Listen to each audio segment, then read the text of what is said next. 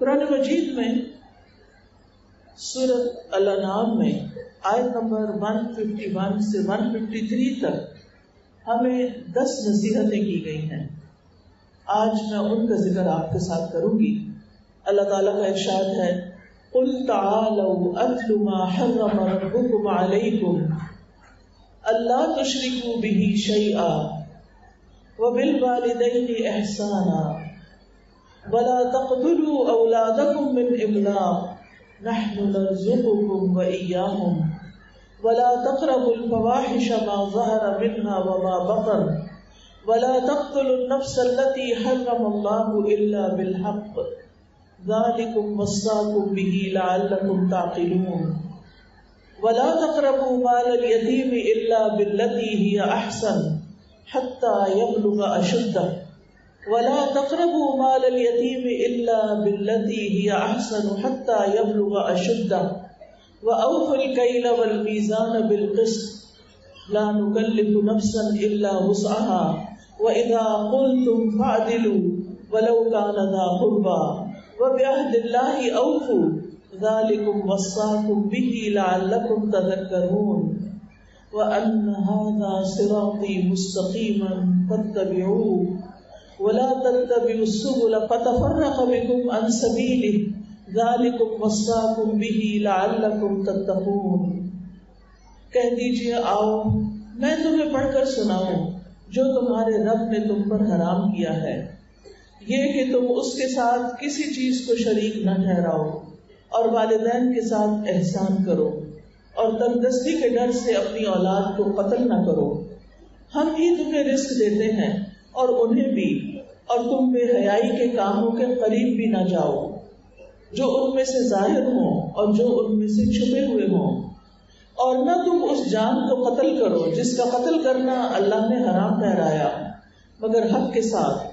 ان سب باتوں کی اس نے تمہیں تاکید کی ہے تاکہ تم عقل سے کام لو، اور تم یتیم کے مال کے قریب بھی نہ جاؤ مگر اس طریقے پر جو سب سے اچھا ہو، یہاں تک کہ وہ اپنی جوانی کو پہنچ جائے، اور ناپ اور تول کو انصاف کے ساتھ پورا کرو.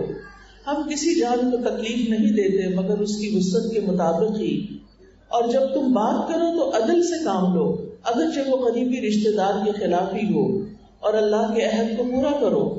یہ وہ حکم ہے جس کی اس نے تمہیں تاکید کی ہے تاکہ تم نصیحت حاصل کرو، اور بے شک میرا یہ راستہ ہی سیدھا راستہ ہے، بس اسی کی پیروی کرو اور تم مختلف راستوں کی پیروی نہ کرو ورنہ تمہیں وہ اس کے راستے سے الگ کر دیں گے. یہ وہ حکم ہے جس کی اس نے تمہیں تاکید کی ہے تاکہ تم تقوی اختیار کرو. ہم سب جانتے ہیں کہ زمین و آسمان کی ساری چیزوں کا پیدا کرنے والا کون ہے؟ اللہ سبحانہ و تعالی. وہی خالق ہے، وہی مالک ہے، وہی مدبر ہے، وہ ہمارا رب ہے. چونکہ وہ خالق ہے اور مالک ہے لہذا حکم بھی اسی کا چلتا ہے، پوری کائنات پر اسی کا حکم چل رہا ہے. انسانوں کے لیے بھی جائز یہی ہے، انسانوں کے لیے بھی ضروری یہی ہے کہ وہ اس کا حکم مانیں. لیکن افسوس یہ کہ انسان اللہ سبحانہ وتعالیٰ کے حکم کو چھوڑ کر اپنی منمانی کرتے ہیں، خود اپنی مرضی سے چیزوں کو حلال حرام کر لیا ہے. تو جن چیزوں کو اللہ تعالیٰ نے حرام کیا ہے بہت سے لوگوں نے ان چیزوں کو اپنے لیے حلال کر رکھا ہے، اور بہت سی چیزیں جنہیں اللہ سبحانہ وتعالیٰ نے حلال کیا ہے لوگوں نے ان کو اپنے اوپر حرام کر رکھا ہے. گویا جو کام اللہ رب العزت کا تھا وہ انہوں نے اپنے ہاتھ میں لے رکھا ہے جس کی انہیں قطعاً اجازت نہیں. تو ان آیات میں وہ احکامات دیے گئے ہیں جو اللہ سبحانہ وتعالیٰ نے ہر شریعت میں دیے ہیں، اور یہ احکامات منسوخ نہیں. یعنی یہ 10 وصیتیں جو ہیں جن کی تاکید کی گئی ہے یہ وہ احکامات ہیں کہ جن کے ہم میں سے ہر ایک کو پابندی کرنی ہے. لہذا آج آپ اچھی طرح پوری توجہ کے ساتھ سن کر ان کی یاد دہانی کر لیں کہ یہ کام تو میری زندگی میں ہونے ہی چاہیے، جن کا اللہ تعالیٰ نے حکم دیا ہے اور ان کاموں کو مجھے چھوڑنا ہے جن سے اللہ سبحانہ وتعالیٰ نے روکا ہے۔ ابن عباس رضی اللہ عنہ کہتے ہیں یہ وہ کلمات ہیں جو اللہ نے موسیٰ علیہ السلام پر نازل فرمائے، اور آپ کو معلوم ہوگا کہ تورات میں 10 کمانڈمنٹس کے نام سے یہ احکامات موجود ہیں۔ کعب احبار جو تورات کے ماہر عالم ہیں، پہلے یہودی تھے پھر مسلمان ہوئے، وہ فرماتے ہیں کہ قرآن مجید کی یہ آیات جن میں 10 حرام چیزوں کا بیان ہے، اللہ کی کتاب تورات بھی انہی 10 حکموں سے شروع ہوتی ہے۔ یہ 10 احکامات کیا ہیں؟ ان میں 3 آیتوں میں 10 چیزوں کا بیان ہے۔ نمبر 1، اللہ سبحانہ وتعالیٰ کے ساتھ کسی کو شریک ٹھہرانا اللہ نے اس کو حرام قرار دیا ہے، لہذا اللہ کا حکم کیا ہے کہ اللہ کو ایک مانو۔ پھر دوسرا حکم والدین کے ساتھ اچھا برتاؤ کرنا۔ تیسرا فقر اور افلاس کے خوف سے اولاد کو قتل کرنا۔ اور کیا حرام کیا اللہ سبحانہ وتعالیٰ نے؟ فقر اور افلاس کے ڈر سے اولاد کو قتل کرنا۔ نمبر 4، بے حیائی کے کام کرنا۔ نمبر 5، کسی کو ناحق قتل کرنا۔ نمبر 6، یتیم کا مال ناجائز طور پہ کھانا۔ نمبر 7، ناپ تول میں کمی کرنا۔ نمبر 8، گواہی یا فیصلے میں یا دوسرے سے بات کرنے میں بے انصافی سے کام لینا۔ نمبر 9، اللہ کے عہد کو پورا نہ کرنا۔ نمبر 10، اللہ سبحانہ تعالیٰ کے راستے کو جو سیدھا راستہ ہے اس کو چھوڑ کر دائیں بائیں اور راستے اختیار کرنا، یعنی اللہ تعالیٰ نے جو طریقہ زندگی بتایا ہے اس کو چھوڑ کر اوروں سے متاثر ہو کر ان کے راستے پہ چل پڑنا۔ پہلی وصیت، قل، نبی صلی اللہ علیہ وسلم کو حکم دیا جا رہا ہے کہ آپ ان سے کہیے تعالوا، آؤ، متوجہ ہو، اتل ما حرم ربکم علیکم، میں تمہیں پڑھ کے سناتا ہوں کہ تمہارے رب نے تم پر کیا حرام کیا ہے۔ اللہ تشرکوا بہ شیئا، کہ اس کے ساتھ یعنی اللہ سبحانہ تعالیٰ کے ساتھ کسی کو بھی شریک نہ کریں۔ رسول اللہ صلی اللہ علیہ وسلم کے بعد اب علماء پر یہ واجب ہے کہ وہ بھی لوگوں کو ان آیات کی تعلیم دیں اور انہیں بار بار یاد دہانی کرائیں کہ اللہ تعالیٰ نے ان پر کیا کچھ حرام کیا ہے، ان کے لیے اللہ تعالیٰ کے احکامات کیا ہیں۔ حرام کاموں میں سب سے سنگین جرم جس سے سب سے پہلے منع کیا گیا وہ شرک ہے، اور شرک اتنا بڑا گناہ ہے کہ جو معاف نہیں ہوگا، جس کی معافی اللہ تعالیٰ کی طرف سے قبول نہیں کی جائے گی۔ دیگر جرائم کو اللہ تعالیٰ چاہے گا تو معاف کر دے گا۔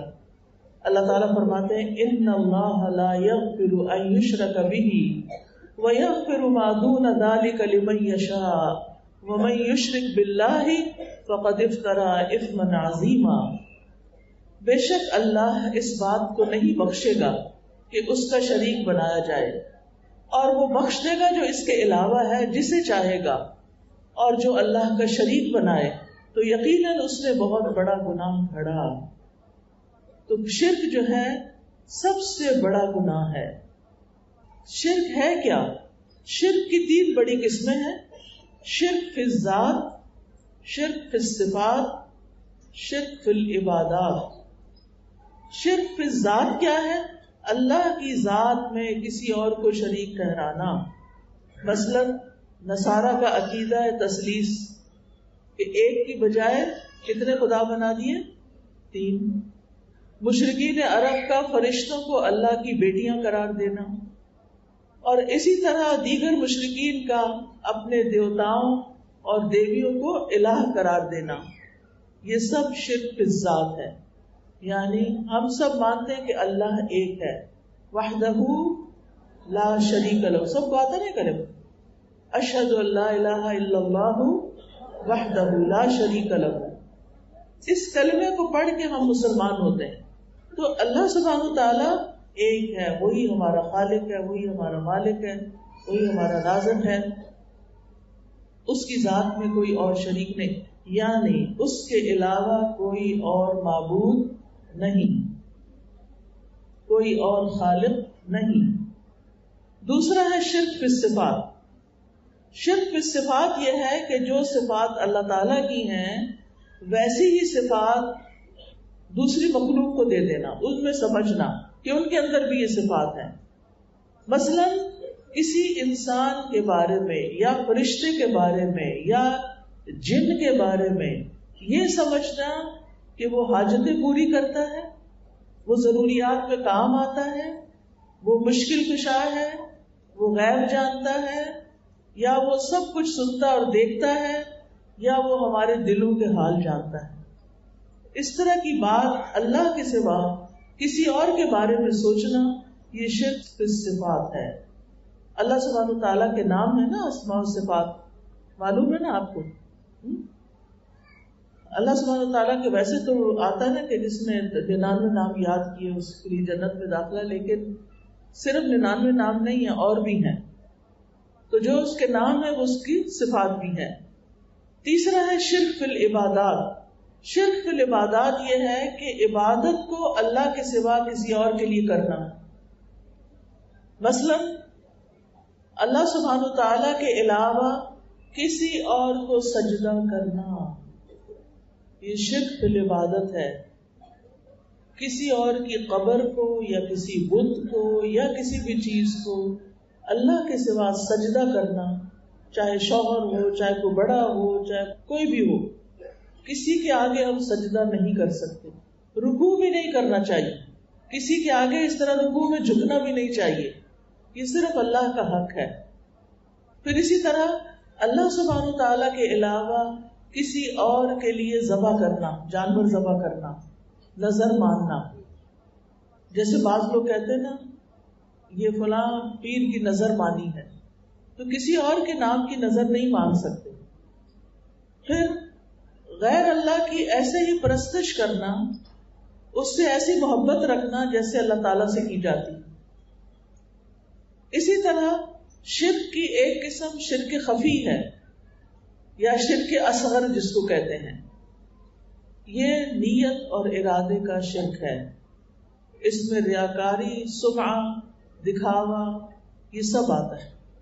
مثلا کسی کو دکھانے کے لیے نماز پڑھنا یا سخی کہلانے کے لیے مال خرچ کرنا یا نیک کہلانے کے لیے حج کرنا، یعنی کوئی بھی عبادت اس لیے کرنا کہ لوگ ہمیں اچھا سمجھیں، ہم لوگوں کے پسندیدہ بن جائیں، یعنی تقریر اس لیے کرنا، اسپیچ اس لیے دینا کہ میری مشہوری ہو جائے اور میں لوگوں کی نظروں میں بہت اچھی بن جاؤں۔ معقل بن یسار کہتے ہیں کہ میں ابو بکر رضی اللہ عنہ کے پاس گیا جبکہ وہ نبی صلی اللہ علیہ وسلم کے ساتھ تھے۔ میں ابو بکر رضی اللہ عنہ کے ساتھ نبی صلی اللہ علیہ وسلم کے پاس گیا تو انہوں نے کہا، اے ابو بکر، تم لوگوں میں شرک چیونٹی کی آہٹ سے بھی ہلکا ہے۔ تو ابو بکر رضی اللہ عنہ کہا، کیا اللہ کے ساتھ کسی دوسرے کو الہ بنانے کے علاوہ بھی شرک ہوتا ہے؟ تو نبی صلی اللہ علیہ وسلم نے فرمایا، قسم اس ذات کی جس کے ہاتھ میں میری جان ہے، شرک خفی چیونٹی کی آہٹ سے بھی ہلکا ہوتا ہے۔ کیا میں تمہاری رہنمائی ایسی چیز کی طرف نہ کروں کہ جب تم وہ کہو تو تم سے اس کا قلیل اور کثیر چلا جائے گا؟ فرمایا، کہو۔ آپ بھی کہیں، اللہم انی اعوذ بک ان اشرک بک وانا اعلم واستغفرک لما لا اعلم۔ اے اللہ، میں تیری پناہ چاہتا ہوں اس بات سے کہ میں جان بوجھ کر تیرے ساتھ کسی کو شریک کروں، اور جو میں نہیں جانتا ہوں اس کے لیے تجھ سے مغفرت کا طالب ہوں۔ یعنی بھولے سے، غلطی سے اگر میں نے کوئی شرک کر لیا ہے تو تو مجھے معاف کر دے۔ شرک خفی جو ہے یہ دجال سے بھی زیادہ خطرناک ہے۔ یعنی دجال تو لوگوں کے ایمان کا دشمن ہے ہی، لیکن شرک خفی اس سے بھی زیادہ انسان کے ایمان کو، انسان کی عبادات کو برباد کرنے والا ہے۔ ابو سعید رضی اللہ عنہ کہتے ہیں کہ رسول اللہ صلی اللہ علیہ وسلم ہمارے پاس تشریف لائے، ہم مسیح الدجال کا ذکر کر رہے تھے، آپ نے فرمایا کیا میں تمہیں ایسی چیز نہ بتاؤں جو میرے نزدیک تمہارے لیے مسیح الدجال سے بھی زیادہ خطرناک ہے؟ ہم نے کہا کیوں نہیں؟ آپ نے فرمایا چھپا ہوا شرک۔ کیا فرمایا؟ چھپا ہوا شرک۔ وہ کیا؟ مثال کیا؟ آپ نے فرمایا وہ یہ ہے کہ آدمی نماز پڑھنے کے لیے کھڑا ہوتا ہے، جب اسے معلوم ہوتا ہے کہ کوئی اور اسے دیکھ رہا ہے تو وہ اپنی نماز کو خوبصورت بنا لیتا ہے۔ سمجھ آئی بات؟ یعنی ایک شخص نماز پڑھنے کھڑا ہوا، بس ایسے بے دھیانی میں نماز پڑھ رہا تھا کمرے میں مثلاً، اتنے میں اس کو دروازہ کھلنے کی آواز آئی تو اس کو پتا چلا کہ کوئی کمرے میں آیا ہے۔ اب اس کی نماز میں بہت خوشبو خضو پیدا ہو گیا، اور اگر کوئی پاس آ کے نماز پڑھنے لگا تو اس نے رونا بھی شروع کر دیا۔ کیا ظاہر کرنے کے لیے؟ کیا ظاہر کرنے کے لیے کہ میں بہت اچھی نماز پڑھتا ہوں اور میں تو اللہ کے سامنے روتا بھی ہوں۔ کیا ایسی نماز پڑھنی چاہیے جو دکھاوے کی نماز ہو، جو لوگوں کے لیے پڑھی جائے، جو لوگوں کو خوش کرنے کے لیے پڑھی جائے، جو لوگوں کے سامنے نیک بننے کے لیے پڑھی جائے؟ اسی طرح صدقہ خیرات میں بھی جو کام دوسروں کو نظر آئے ان کو تو خوشی سے وہاں پر خرچ کیا جائے اور چپکے سے خاموشی سے کسی کو نہ دیا جائے۔ اگر کسی کو دیا جائے تو خوب اعلان کیا جائے میں نے فلاں کو یہ دیا تھا، اتنے میں نے وہاں خرچ کیے، اتنے میں نے وہاں کیے، اتنے میں نے وہاں کیے۔ یا اسی طرح دبے دبے لفظوں میں اپنے نیکیوں کا اظہار کرنا۔ وہ آج اصل میں تہجد کے لیے جب میں اٹھی تھی نا تو پانی نہیں تھا، کیا ضرورت ہے کسی اور کو بتانے کی؟ وہ وقت گزر گیا نا، پانی نہیں تھا تو کچھ آپ نے کیا، دوبارہ سو گئی ہوں گی کہ چلو شکر آج پانی نہیں، اور سو جاتے ہیں۔ تو اس طرح کی باتوں میں بھی ہم شرک کر جاتے ہیں۔ پھر وہ شرک خفی جس کو کہتے ہیں، شرک اصغر چھپا ہوا، کہ اس بندے کو پتہ چل جائے کہ میں تہجد گزار ہوں۔ کیا کسی انسان سے ہم نے تہجد کا اجر لینا ہے؟ اجر کس نے دینا ہے؟ تو اللہ نے دیکھ لیا نا، اللہ سبحانہ وتعالیٰ نے جان لیا کہ آج یہ بندی میرے لیے اٹھی تھی، پھر پانی نہیں تھا اور اس کو پریشانی ہوئی اور اس نے کسی کو بتایا بھی نہیں کیونکہ یہ صرف میرے لیے اٹھی تھی۔ تو نیکی کے کام چھپے دبے لفظوں میں بھی نہیں بتانے، اور ویسے بھی شہرت کی خاطر ایسی باتیں نہیں کرنی۔ یاد رکھیں اللہ تعالیٰ ایک ہے، اس کا کوئی شریک نہیں۔ وَإِلَٰهُكُمْ إِلَٰهٌ وَاحِدٌ لَا إِلَٰهَ إِلَّا هُوَ الرَّحْمَٰنُ الرَّحِيمُ۔ تمہارا معبود ایک ہی معبود ہے، اس کے سوا کوئی معبود نہیں، وہ نہایت مہربان بڑا رحم کرنے والا ہے۔ نہ اس کی کوئی اولاد ہے اور نہ اس کی بادشاہت میں کوئی شریک ہے۔ وَقُلِ الْحَمْدُ لِلَّهِ الَّذِي لَمْ يَتَّخِذْ وَلَدًا وَلَمْ يَكُنْ لَهُ شَرِيكٌ فِي الْمُلْكِ وَلَمْ يَكُنْ لَهُ وَلِيٌّ مِّنَ الذُّلِّ وَكَبِّرْهُ تَكْبِيرًا۔ اور آپ کہہ دیجئے سب تعریف اللہ کے لیے ہے، جس نے نہ کوئی اولاد بنائی، نہ بادشاہی میں کوئی اس کا شریک ہے، اور نہ عاجز ہو جانے کی وجہ سے کوئی اس کا مددگار ہے۔ اور اس کی بڑائی بیان کرو اور خوب خوب بڑائی بیان کرو۔ یعنی اللہ سبحانہ وتعالیٰ کی بادشاہت میں کوئی شریک نہیں، اور اس کے اندر کوئی کمزوری نہیں کہ اس کو کسی کی مدد کی ضرورت ہو۔ ہمیں تو اوپر چڑھنے کے لیے ہاتھ پکڑنا پڑتا ہے نا، اللہ سبحانہ وتعالیٰ کے اندر کوئی کمزوری نہیں کہ اسے کسی کی مدد چاہیے ہو، وہ اکیلا ہی سب کچھ کر سکتا ہے۔ اس لیے عبادت بھی صرف اسی کی ہونی چاہیے، ہمیں اسی کو راضی کرنے کے لیے سب کام کرنے چاہیے۔ پھر آپ دیکھیں اللہ کے سوا کوئی کسی چیز کا مالک بھی نہیں، ہمارے نفع نقصان کا، ہماری قسمتوں کا کوئی مالک نہیں۔ یہ جو لوگ کہتے ہیں نا بگڑی بنا دے ہماری فلاں، کسی اور کو پکارتے ہیں، کوئی نہیں بنا سکتا بگڑی، صرف اللہ ہی بنا سکتا ہے۔ نہ کوئی ہمیں نفع پہنچا سکتا ہے، نہ ہمیں کوئی نقصان دے سکتا ہے۔ بے فکر رہا کریں۔ قرآن مجید میں آتا ہے وَلَا تَدْعُ مِن دُونِ اللَّهِ مَا لَا يَنفَعُكَ وَلَا يَضُرُّكَ فَإِن فَعَلْتَ فَإِنَّكَ إِذًا مِنَ الظَّالِمِينَ، اور اللہ کو چھوڑ کر اس چیز کو مت پکارو جو نہ تمہیں نفع دے نہ تمہیں نقصان پہنچائے، پھر اگر تم نے ایسا کیا تو یقیناً تم اس وقت ظالموں میں شمار ہو، ظالم کے مراد یعنی شرک کرنے والوں میں شمار ہو جاؤ گے۔ اللہ کے سوا کوئی ہمارے رزق کا مالک بھی نہیں، اللہ ہی کا اذن ہوتا ہے کہ کوئی ہمیں لا کے کچھ کھلا دیتا ہے، وہ مالک نہیں ہے، وہ اللہ کے اذن سے اس کے پاس آیا اور اللہ کے اذن سے ہم تک پہنچا ہے۔ اسی طرح رب کی عبادت میں کسی کو شریک نہیں کرنا چاہیے۔ اللہ تعالیٰ فرماتے ہیں فَمَن كَانَ يَرْجُو لِقَاءَ رَبِّهِ فَلْيَعْمَلْ عَمَلًا صَالِحًا وَلَا يُشْرِكْ بِعِبَادَةِ رَبِّهِ أَحَدًا۔ جو شخص اپنے رب کی ملاقات کی امید رکھتا ہو تو لازم ہے کہ وہ نیک عمل کرے اور اپنے رب کی عبادت میں کسی کو شریک نہ بنائے۔ شرک نہ کرنے والے کے لیے جنت کا وعدہ ہے، لیکن مشرک کا ٹھکانہ ہمیشہ کی جہنم ہے، اور مشرک کے باقی اعمال بھی قبول نہیں ہوتے۔ دوسری وصیت وَبِالْوَالِدَيْنِ إِحْسَانًا، والدین کے ساتھ احسان کرو۔ جس کسی کے ماں باپ زندہ ہیں وہ شکر کرے اللہ کا کہ ابھی بھی موقع ہے کہ میں اپنے ماں باپ کو خوش کر دوں، ان کی خدمت کر کے، ان کے کام آ کے۔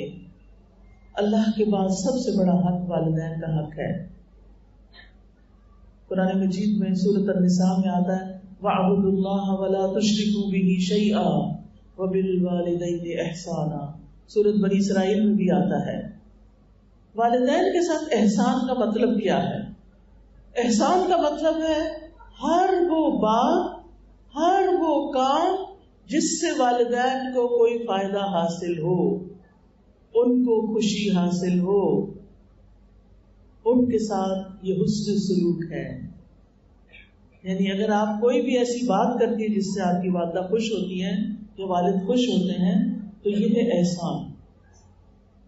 کوئی آپ ان کا ایسا کام کر دیتی ہے جس سے وہ خوش ہو جاتے ہیں، تو یہ ہے احسان۔ زندہ ہے تب بھی، فوت ہو چکے ہیں تب بھی آپ ان کے ساتھ احسان کر سکتے ہیں۔ کیسے کر سکتے ہیں؟ ان کے لیے دعا کر کے اور ان کی طرف سے صدقہ کر کے اور اچھے اچھے نیک کام کر کے، کیونکہ اولاد جو ہوتی ہے وہ والدین کے لیے صدقہ جاریہ ہوتی ہے اگر وہ نیک اولاد ہو۔ تو والدین سے حسن سلوک میں کیا کچھ شامل ہے؟ جس چیز کو وہ کرنے کو کہیں ان کی اس میں اطاعت کی جائے جب تک وہ حرام کام نہ ہو یا کوئی ممنوع کام نہ ہو۔ نمبر 2، ان کے حکم کو نفلی عمل پر مقدم رکھا جائے۔ مثلا آپ نفل پڑھ رہے ہیں اور وہ بلا رہے ہیں تو آپ نفل چھوڑ کے چلے جائیں، ان کا کام کر دیں، پھر آ کے نفل پڑھ لیں۔ جس کام سے وہ روکے رک جائیں۔ ان کے سامنے تواضع اور عاجزی سے بات کریں، ان کے منہ نہ چڑھیں، چلا کے نہ بولیں، ان کے ساتھ بدتمیزی نہ کریں، ان کے لیے ادب اختیار کریں، ان سے نرمی سے بات کریں، اونچی آواز میں والدین کے سامنے بات نہ کریں، کوئی تلخ بات نہ کریں، ان کو جلانے والی کوئی بات نہ کریں، اف بھی نہ کہیں۔ قرآن مجید میں خاص طور پر اف کہنے سے بھی روکا ہے، وَلَا تَقُلْ لَهُمَا أُفٍّ وَلَا تَنْهَرْهُمَا۔ ان کو اف بھی نہیں کہنا، ڈانٹنا بھی نہیں، نہ دل میں ان سے بیزار ہو، نہ زبان سے بیزاری کا اظہار کرے، نہ اپنے جسم سے ان سے بیزاری کا اظہار کرے۔ بعض بچوں کو ماں باپ کوئی کام کہتے ہیں تو یوں کر کے کندھے چٹکا کے چلے جاتے ہیں، ایسا نہیں کرنا۔ والدین کو خوش کیا جائے، والدین کے لیے مجلس میں جگہ بنائی جائے۔ مثلاً آپ کرسی پہ بیٹھے، اتنے میں والدہ آ گئی، آپ اپنی کرسی چھوڑ کر ان کو بٹھا دیں، ان کے آگے آگے نہ چلیں، ان کی ہیبت اپنے دل میں رکھیں، عزت رکھیں کہ یہ بڑے ہیں ہم سے، گھور گھور کے ان کو نہ دیکھیں، غصے سے نہ دیکھیں، نگاہوں سے بھی ادب ہو، ان کے نام کے ساتھ نہ ان کو پکاریں، ان پر اپنا مال خرچ کریں، ان کی خدمت کریں، اگر وہ بیمار ہے تو حرص رکھیں کہ آپ ان کا علاج کرا سکیں، ان کی طرف سے صدقہ بھی کریں، اور ان کی زندگی اور ان کے فوت ہونے کے بعد ان کے لیے دعائیں کی جائیں۔ نبی صلی اللہ علیہ وسلم سے پوچھا گیا کون سا عمل سب سے اچھا ہے؟ آپ نے فرمایا وقت پر نماز پڑھنا اور والدین کے ساتھ نیکی کرنا، پھر اللہ کے راستے میں جہاد کرنا۔ نبی صلی اللہ علیہ وسلم نے فرمایا، مسند احمد کی روایت ہے، جس شخص کو یہ بات پسند ہو کہ اس کی عمر میں برکت اور رزق میں اضافہ ہو، کون سی دو چیزیں؟ عمر اور رزق، یعنی اس کا مال زیادہ ہو جائے، نعمتیں زیادہ آ جائیں اس کے پاس، اسے چاہیے کہ اپنے والدین کے ساتھ نیکی کرے اور ان کے ساتھ صلہ رحمی کرے۔ کیا کرے؟ والدین کے ساتھ نیکی کرے، صلہ رحمی کرے، یہ دونوں چیزیں ملیں گی۔ نبی صلی اللہ علیہ وسلم نے فرمایا، بے شک اللہ نے تم پر ماؤں کی نافرمانی کو حرام قرار دیا ہے، اور جو شخص والدین کا نافرمان ہو اس کی باقی عبادات بھی قبول نہیں ہوتی۔ نبی صلی اللہ علیہ وسلم نے فرمایا، 3 قسم کے افراد کی نہ فرضی نماز قبول ہوتی ہے نہ نفلی۔ نمبر 1، والدین کا نافرمان اور بدسلوک، جو والدین سے اچھا سلوک نہیں کرتا۔ نمبر 2، احسان جتانے والا، کچھ اچھا کر کے پھر تکلیف دینے والا، تقدیر کو جھٹلانے والا۔ تیسری وصیت، وَلَا تَقْتُلُوا أَوْلَادَكُمْ مِنْ إِمْلَاقٍ نَحْنُ نَرْزُقُكُمْ وَإِيَّاهُمْ، اپنی اولاد کو قتل نہ کرو، کس کے ڈر سے؟ افلاس کے ڈر سے، غربت کے ڈر سے، کہ اب ایک اور پیدا ہو جائے گا تو میں کہاں سے اس کو کھلاؤں گی پلاؤں گی۔ اللہ تعالیٰ فرماتے ہیں نحن نرزقکم، ہم تمہیں رزق دیتے ہیں، وَإِيَّاهُمْ، اور ان کو بھی دیتے ہیں۔ تو اس لیے کیا کرنا ہے؟ اللہ سبحانہ تعالیٰ پر بھروسہ کرنا ہے۔ اللہ رازق ہے، اللہ دے گا، اس نے پیدا کیا ہے۔ تو آیت کے اس حصے میں قتل اولاد کی حرمت بیان کی جا رہی ہے۔ ایک تو قتل اولاد وہ تھی جس کا ذکر ہمیں دور جاہلیت میں ملتا ہے کہ وہ زندہ بیٹیوں کو دفن کر دیتے تھے، اس سے بھی روکا گیا۔ اور اب آج کے دور میں کیا کرتے ہیں؟ جب پتہ چلتا ہے لڑکی پیدا ہونے والی ہے تو اس کو ابارٹ کرا دیتے ہیں، یہ بھی قتل ہے، یعنی پیدا ہو چکنے کے بعد بھی مارنا اور ماؤں کے پیٹ میں بھی۔ مثلا کوئی دوائی کھا کے قبل از وقت حمل گرا دینا، ابارشن کرا دینا۔ تو اگر کوئی اس لیے قتل کر رہا ہے کہ میرے پاس کھلانے کا کچھ نہیں، تو تمہیں کون کھلا رہا ہے؟ اللہ کھلا رہا ہے نا، ان کا رازق بھی اللہ ہے۔ انسان تو اپنے رزق کا بھی مالک نہیں۔ ہم ایک دانہ گیہوں کا یا چاول کا پیدا نہیں کر سکتے، کہاں مٹی میں بیج پڑا ہوتا ہے، کیسے وہ باہر نکلتا ہے۔ آج کل میں جب سفر کر رہی تھی، کراچی کی طرف آ رہی تھی، تو راستے میں گندم کے کھیت نظر آ رہے تھے، کافی بڑی بڑی ہو گئی گندم۔ میں کہتی تھی سبحان اللہ، کتنی گندم ہے، کتنے لوگوں کے رزق کا سامان ہے، اللہ نے پیدا کی۔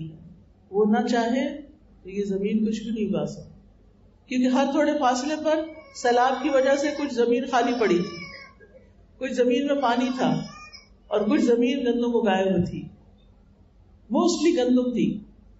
تو آپ سوچئے کہ یہ کون کرتا ہے؟ ایک ہی ٹکڑا ہے زمین کا، کہیں کچھ بھی نہیں اگ رہا، کہیں گندم اگ رہی ہے، کہیں پانی کھڑا ہے، کچھ نہیں کر سکتے آپ۔ یہ سب کچھ اللہ کے اختیار میں ہے، لہذا شکر بھی اسی کا ادا کرنا چاہیے۔ پھر اسی طرح بچوں کو جو قتل کرنا ہے نا، یہ فرعونیت ہے۔ فرعون نے یہ رسم ڈالی تھی کہ بنی اسرائیل کے لڑکوں کو قتل کر دیتا تھا، اور بچیوں کو زندہ درگور کرنا حرام ہے، یعنی کہ بعض لوگ حرام کے بچے ہوتے ہیں وہ جا کے کوڑے کے ڈھیر پہ چھوڑ آتے ہیں، اور بعض اوقات ان کو کتے وغیرہ نوچ جاتے ہیں۔ تو یہ بھی حرام کاموں میں سے ہے اور کبیرہ گناہ ہے، خسارے کا، نقصان کا باعث ہے۔ اللہ تعالیٰ فرماتے ہیں قد خسر الذین قتلوا اولادہم سفہا بغیر علم، بے شک ان لوگوں نے خسارہ اٹھایا جنہوں نے اپنی اولاد کو بے وقوفی سے کچھ جانے بغیر قتل کر دیا. پھر قیامت کے دن اللہ تعالیٰ ایسی بچیوں سے پوچھیں گے وَإِذَا الْمَوْءُودَةُ سُئِلَتْ بِأَيِّ ذَنبٍ قُتِلَتْ، جب زندہ درگور لڑکی سے پوچھا جائے گا وہ کس جرم میں ماری گئی، کیوں اسے مار دیا گیا. عورتوں کو خاص طور پر حکم دیا گیا کہ وہ اپنی اولاد کو قتل نہیں کریں گی. سورۃ الممتحنہ میں آتا ہے وَلَا يَسْرِقْنَ وَلَا يَزْنِينَ وَلَا يَقْتُلْنَ أَوْلَادَهُنَّ، کہ نہ وہ کوئی چوری کریں گی، نہ زنا کریں گی، نہ اپنی اولاد کو قتل کریں گی. اب اگر کسی نے جہالت میں کوئی ابارشن وغیرہ کرا دیا ہے اور ایک سے زیادہ دفعہ کرا دیا تو وہ اس کا کفارہ دے دے. قیس بن عاصم رسول اللہ صلی اللہ علیہ وسلم کے پاس آئے، کہنے لگے یا رسول اللہ، میں نے جاہلیت میں اپنی 8 بیٹیوں کو زندہ درگور کیا، 8 بیٹیاں. تو آپ نے فرمایا ان میں سے ہر ایک کے عوض ایک غلام آزاد کر دو. اس نے کہا میں تو اونٹوں والا ہوں. آپ نے فرمایا تو ہر ایک کی طرف سے ایک اونٹ قربان کر دو. یعنی اگر کسی نے ایسا کر لیا ہے تو وہ کفارہ ادا کر دے اور غریبوں کو وہ گوشت کھلا دے اور اللہ سبحانہ تعالیٰ سے معافی مانگے. چوتھی وصیت وَلَا تَقْرَبُوا الْفَوَاحِشَ مَا ظَهَرَ مِنْهَا وَمَا بَطَنَ، فواحش کے قریب نہ جاؤ جو کھلی ہوں اور چھپی ہوں. فواحش فاحشہ کی جمع ہے، اس کا مصدر فحش ہے.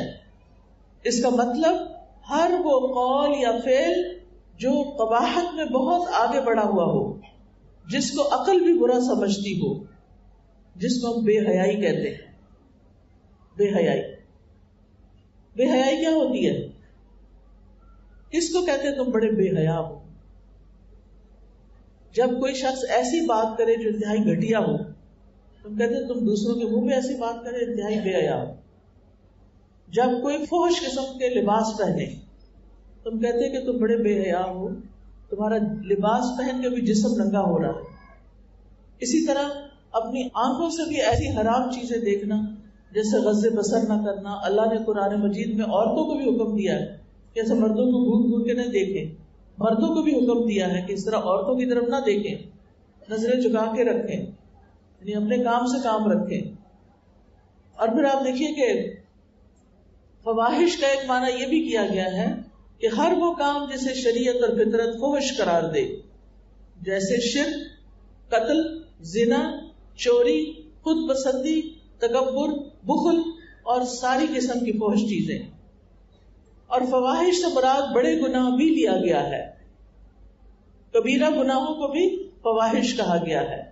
ما ظہر منہا میں مراد کیا ہے؟ جو سامنے سامنے ہو، دکھا کے ہو. وما بطنا جو دل میں چھپی ہوئی چیزیں ہوں، ایسی خواہشات اور ایسی باتیں. اللہ سبحانہ تعالیٰ نے ہر طرح کی بے حیائی کو حرام کیا ہے. قل انما حرم ربی الفواحش ما ظہر منہا وما بطن، کہہ دیجئے بے شک میرے رب نے حرام کیا ہے کہ بے حیائی کے کاموں کو جو ان میں سے ظاہر ہوں اور جو پوشیدہ ہوں، یعنی ہر طرح کے گناہ جو ہیں وہ اللہ تعالیٰ نے حرام کیے ہیں. اللہ سبحانہ تعالیٰ سے بڑھ کر کوئی غیرت مند نہیں، اس لیے اللہ نے فواحش کو حرام کیا. اور فحش سے بچنے والوں کی تعریف کی گئی ہے قرآن میں. اور مومن کی تعریف یہ ہے کہ مومن نہ تو تانے دینے والا ہوتا ہے، نہ لعنت کرنے والا، نہ فحش کلامی کرنے والا اور نہ گالی گلوچ کرنے والا. یعنی مومن بے حیائی کی باتیں نہیں کرتا. جیسے میاں بیوی کے آپس کے خاص تعلقات ہوتے ہیں، ان کا ذکر کسی سے بھی نہیں کرنا چاہیے. پھر اسی طرح اس طرح کے کئی لطیفے بنے ہوئے لوگ ہنستے ہیں ان پر، اس سے بھی پرہیز کرنا چاہیے. اور اسی طرح کسی کو ننگا نہیں دیکھنا چاہیے، اور نہ ننگی تصویریں دیکھنی چاہیے، نہ ایسے ویڈیوز دیکھنے چاہیے.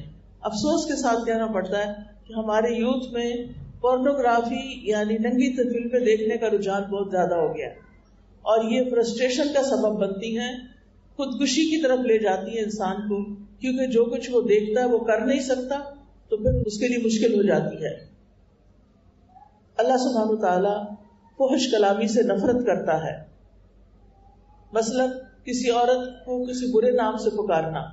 اکرمہ کہتے ہیں مجھے نہیں معلوم ابن عباس سے ان کے چچا زاد بھائی نے کسی نے دوسرے کے لیے کھانا تیار کیا تو ایک لونڈی لوگوں کے سامنے کام کر رہی تھی ان میں سے کسی نے لونڈی کو کہا او زانیہ ادھر آؤ. ابن عباس نے کہا چپ رہو، اگر تم پر دنیا میں حد نہیں لگائی گئی تو آخرت میں ضرور لگائی جائے گی. یعنی کسی عورت کو اس طرح کہہ کے نہیں پکارنا چاہیے. اور آپ دیکھیں کہ ہماری جو گالیاں ہوتی ہیں، ہر کلچر میں گالیاں ہیں، ان میں تو ایسی فحش زبان استعمال ہوتی. تو آج سے پکا ارادہ کریں کہ منہ سے کوئی گالی نہیں نکلے گی، کوئی لعنت نہیں نکلے گی، ہم کسی کو تانے نہیں دیں گے. اور اس میں فحش کی جو پیک ہے اس میں زنا شامل ہے. نبی صلی اللہ علیہ وسلم نے فرمایا زنا کرنے والا جب زنا کرتا ہے تو مومن نہیں رہتا، چور جب چوری کرتا ہے تو مومن نہیں رہتا، شرابی جب شراب پیتا ہے تو مومن نہیں رہتا. یعنی زنا اور ایمان دونوں ایک دوسرے سے اپوزٹ چیزیں ہیں. اور پھر زناکاروں کی آخرت میں سزا کیا ہوگی؟ نبی صلی اللہ علیہ وسلم نے فرمایا آج رات میں نے ایک خواب دیکھا ہے کہ 2 آدمی میرے پاس آئے، انہوں نے میرا ہاتھ تھام لیا، وہ مجھے ارض مقدس کی طرف لے گئے. ہم آگے بڑھے تو ایک تنور جیسے گڑھے کی طرف چلے جس کا اوپر کا حصہ تنگ تھا، نیچے سے بہت کھلا تھا. نیچے آگ بھڑک رہی تھی. آگ کے شعلے بھڑک کر اوپر آتے تو جو لوگ اس میں جل رہے تھے وہ بھی اوپر آ جاتے، اور ایسا معلوم ہوتا باہر نکل جائیں گے.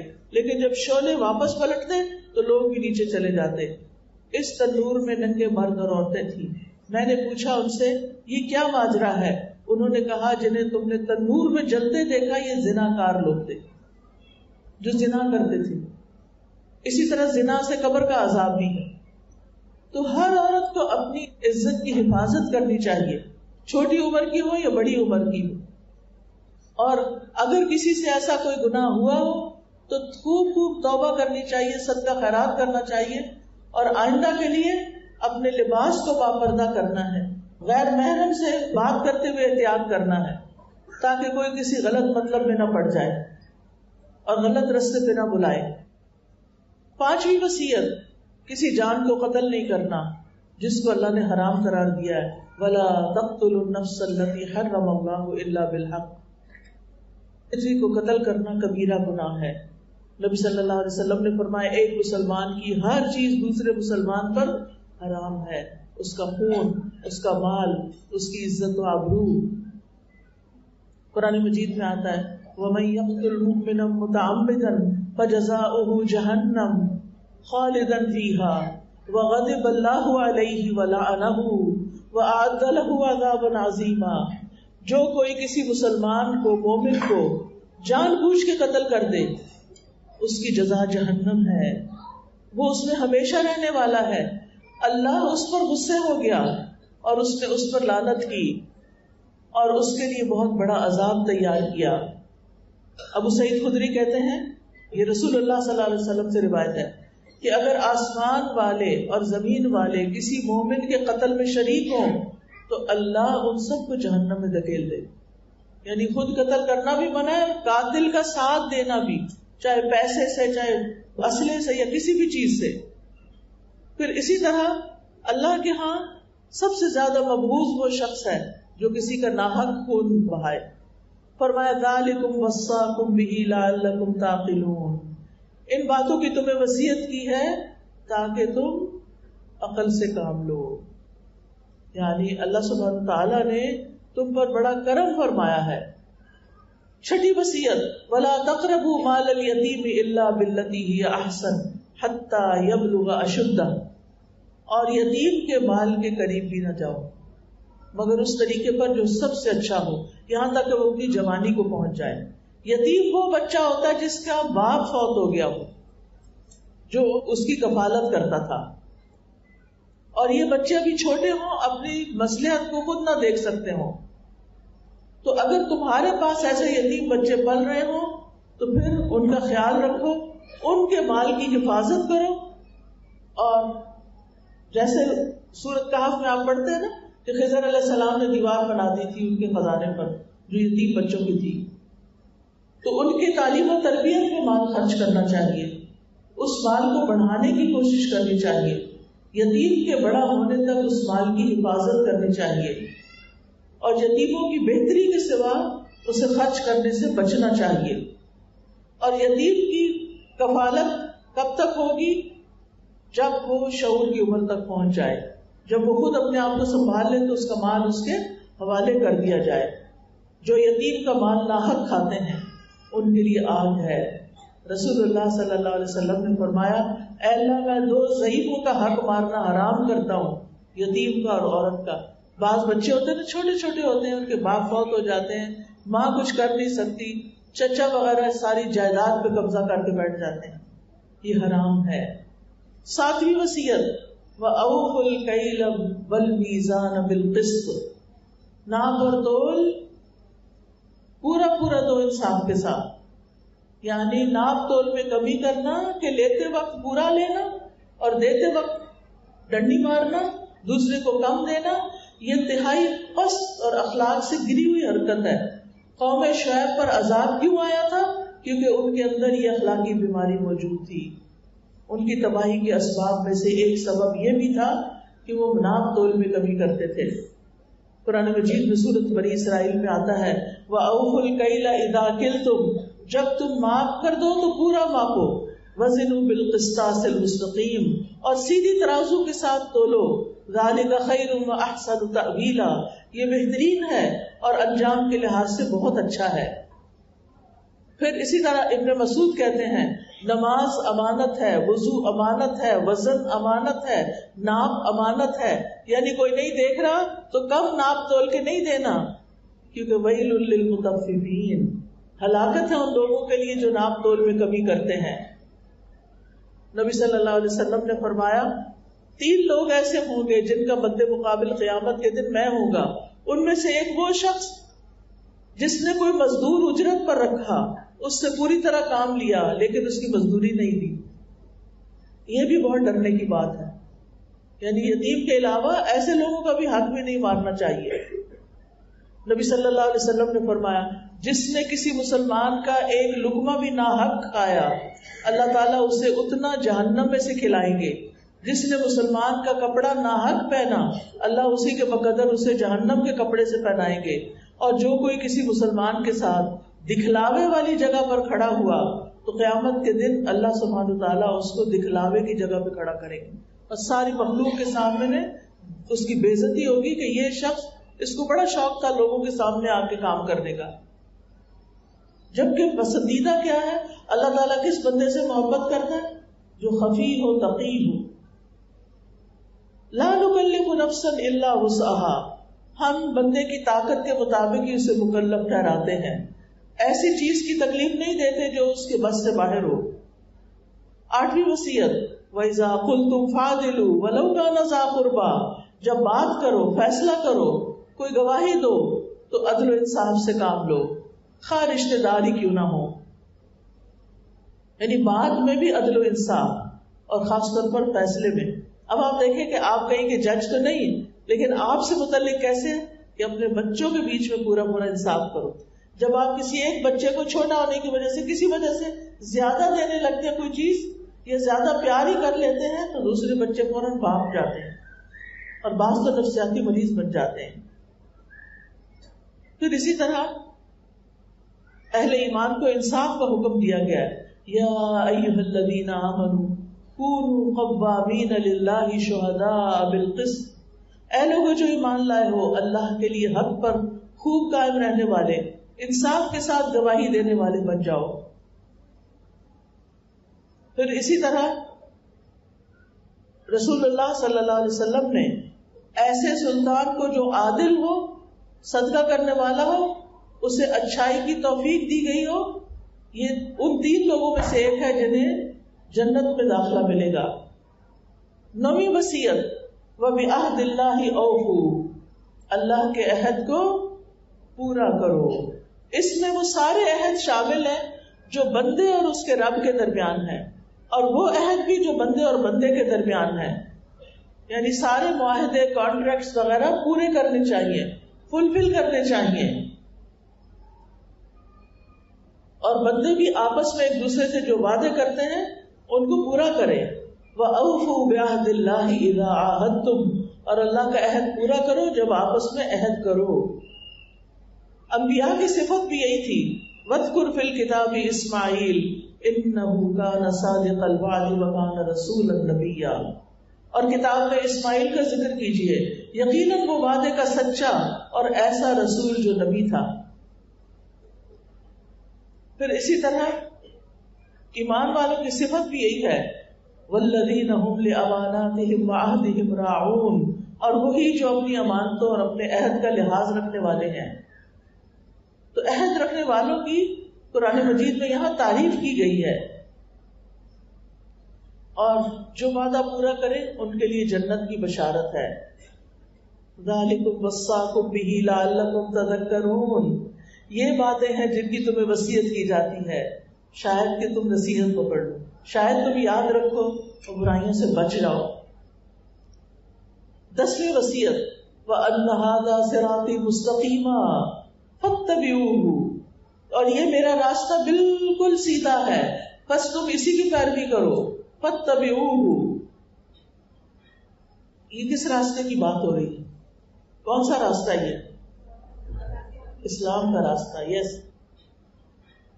تو ہمارا کیا فرض بنتا ہے کہ ہم سیدھے سیدھے اسلام کے راستے پر چلتے جائیں اور اللہ کی رسی کو مضبوط پکڑ رکھیں، اللہ پر پورا بھروسہ رکھیں، اور فرمایا وَلَا تَتَّبِعُوا السُّبُلَ فَتَفَرَّقَ بِكُمْ عَنْ سَبِيلِهِ، مختلف رستوں پہ نہ چلو جیسے اور پچھلی قومیں بھٹک گئیں، یعنی خواہشات پرستی، بدعات، شکوک و شبہات، ان کے پیچھے لگ کے اور رستے نہ تلاش کرو۔ سیدھا رستہ کہاں سے پتہ چلتا ہے؟ قرآن اور سنت سے۔ لہٰذا اپنی زندگی میں کم از کم ایک دفعہ سمجھ کے پورا قرآن مجید ضرور پڑھیں۔ ذالکم وصاکم بہ لعلکم تتقون، یہ پختہ بات ہے جس کی تمہیں وصیت کی گئی ہے تاکہ تم تقوی سے کام لو۔ تو اللہ سبحانہ وتعالیٰ نے ہمیں جو 10 وصیتیں کی ہیں، ہمارا فرض بنتا ہے کہ ان کو اچھی طرح سمجھیں، ان پر عمل کریں اور ان پر غور و فکر کریں اور کسی بھی طرح ان کو نہ بھولیں۔ اور اس میں خاص طور پر جو بچوں کو زندہ درگور کرنا یا ابارشن کرا لینا یا شرک کرنا یا والدین کے ساتھ اچھا سلوک نہیں کرنا یا اپنے لباس وغیرہ میں حیا کا خیال نہ رکھنا، آج افسوس کے ساتھ کہنا پڑتا ہے کہ کچھ عرصہ پہلے ہمارے کلچر میں لڑکیاں شلوار ہی پہنتی تھی، پاجامہ اور ٹراؤزر نہیں پہنتی تھی۔ آج اچھی بلی لڑکیاں چپکے ہوئے پاجامے پہن رہی ہیں، جس کی وجہ سے ان کی حیا جو ہے وہ تار تار ہو رہی ہے۔ جب آپ ایسا پاجامہ پہنے کہ آپ کی ٹانگوں کی شیپ نظر آئے اور پھر کاج بھی خوب کھلے چھوڑ دیں اور جب چلے تو پوری ہپس نظر آئے، کیا یہ باحیا لباس ہے یا حیا کے تقاضے تار تار کر رہے ہیں؟ اللہ کو ہم کیا جواب دیں گے؟ ایک حدیث کے ساتھ ختم کروں گی۔ نبی صلی اللہ علیہ وسلم نے فرمایا، میری امت کے 2 گروہ ایسے ہیں جن کو میں نے نہیں دیکھا لیکن وہ دونوں ہی جہنم میں جانے والے ہیں۔ ایک وہ حکمران جن کے ہاتھوں میں بیل کی دموں کی طرح کوڑے ہوں گے جس سے وہ لوگوں پہ ظلم ڈھائیں گے، اور دوسرے وہ عورتیں جو لباس پہن کر بھی ننگی رہیں، لباس پہن کر بھی ننگی۔ آپ خود بھی اور اپنی بچیوں کے لباس چیک کیجئے۔ افسوس ہوتا ہے جب یہ دیکھ کر کہ اس سے پہلے بچیوں کے لحاظ سے خاصی حفاظت کی جاتی تھی گھرانوں اور خاندانوں کے اندر، لیکن اب وہی باپ، بھائی، بیٹا سب دیکھ رہے ہوتے ہیں اور ان کی غیرت تو کچھ بھی نہیں ہوتا۔ تو اس لیے بہت ضروری ہے کہ ہم خود سے شروع کریں، اپنے لباس کو دیکھیں کہ سی تھرو نہ ہو، بہت ٹائٹ نہ ہو، اور اس طرح کا نہ ہو کہ جس سے آپ کی ساری خوبصورتی جو ہے وہ جھلک جائے۔ تو اللہ تعالیٰ سے دعا کرتے ہیں کہ اللہ تعالیٰ ہمیں عمل کرنے والا بنائے۔ اللہم انی اعوذ بک ان اشرک بک وانا اعلم واستغفرک لما لا اعلم۔ اللہ اللہ ربی لا اشرک بہ شیئا حسبی اللہ لا الہ الا هو علیہ توکلت وهو رب العرش العظیم۔ اللہم الف بین قلوبنا واصلح ذات شأننا واہدنا سبل السلام ونجنا من الظلمات الى النور وجنبنا الفواحش ما ظهر منها وما بطن وبارک لنا في اسماعنا واسماعنا وابصارنا وقلوبنا ما احییتنا وتب علینا انک انت التواب الرحیم۔ ربنا تقبل منا انک انت السمیع العلیم وتب علينا إنك أنت التواب الرحيم وصلى الله تعالى على خير خلقه محمد وآله وأصحابه وأهل بيته أجمعين برحمتك يا أرحم الراحمين. سبحان ربك رب العزة عما يصفون وسلام على المرسلين والحمد لله رب العالمين. سبحانك اللهم وبحمدك أشهد أن لا إله إلا أنت أستغفرك وأتوب إليك. السلام علیکم ورحمۃ اللہ وبرکاتہ.